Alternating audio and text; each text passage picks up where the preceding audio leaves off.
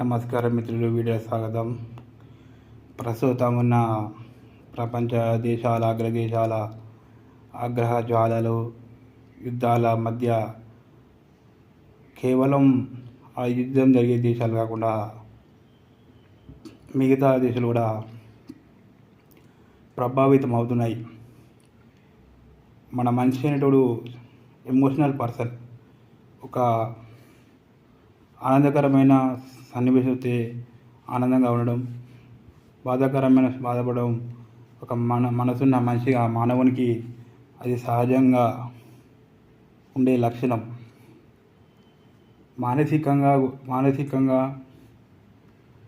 ఇక్కడ ఏదైనా ఒక మనిషి ఆ వార్తలు ఆ ప్రభావం పడుతుంది. ఇక్కడ ముఖ్య విషయం ఏమిటంటే, ఆ యుద్ధం జరుగుతున్న దేశాల్లో ఒక్కొక్క మిసైలు వదిలే బాంబులకు దాడికి అమాయక ప్రజలు బలవుతున్నారు. వందల వేల మంది, అనేక మంది నిరాశ్రయులవుతున్నారు. ఓ ప్రపంచ నాయకులారా, మీకు ఇది సబబేనా? ఒక సామాన్యుని జీవనాన్ని చిన్నాభిన్నం చేసుడు, అస్తవ్యస్తం చేసుడు, ఆధారం లేకుండా చేయడం ఇది సబబేనా? ఎక్కడ ఏమైనా సామాన్యుడు బాధపడడం తప్ప, రెండు దేశాల మధ్య యుద్ధం జరిగినప్పుడు, రెండు దేశాల యొక్క స్నేహం అయినప్పుడు ఆ దేశం నుంచి అయ్యే సరఫరా వస్తువులు ఆగిపోవడం వల్ల, వాటి యొక్క ధరలు పెరగడం వల్ల అది కూడా సామాన్యం మీద భారమే పడుతుంది.